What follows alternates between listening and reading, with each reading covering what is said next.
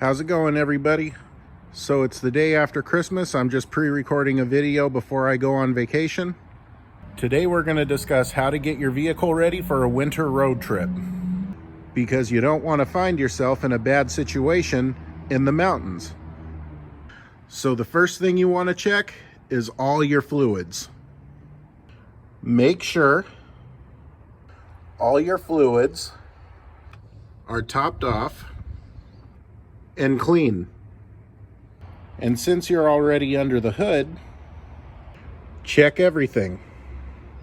You want to make sure your vehicle is mechanically sound before you ask it to go on any kind of road trip. Second, check your tires. When driving through heavy rain and snow, you want something with good tread, as well as a tire that's not too old. Reason being, you want something that can handle heavy rain and heavy snow. And even in good conditions, you just don't want your tire shredding on you at 70 miles an hour. A good set of tires, if properly cared for, should last about 5 years. Next, make sure your lights are working.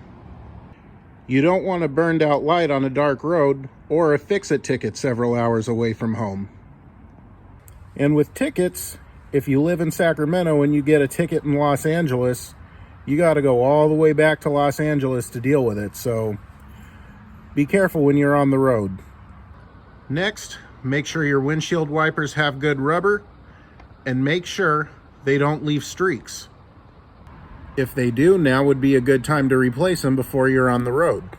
And then me personally, before I leave, I just like to make sure I'm on a full tank of gas. If you leave like this, you're going to have to stop at some point and fill up.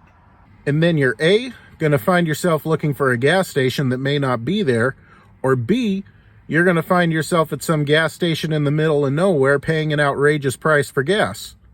And I got to tell you, between Sacramento and Lake Tahoe, every gas station heading up that hill is the latter.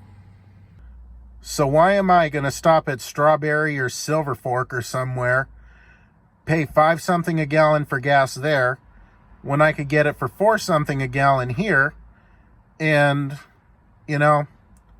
common sense. And in reality, half a tank is maybe going to get you to Placerville, Pollock Pines before you have to stop and fuel up. But even then, I'm just not the kind of driver that likes to stop and, make unnecessary stops when I could have tied up all the loose ends before leaving. And then if conditions are really bad, or if you just feel more comfortable doing so, you can put some bags of sand in the back.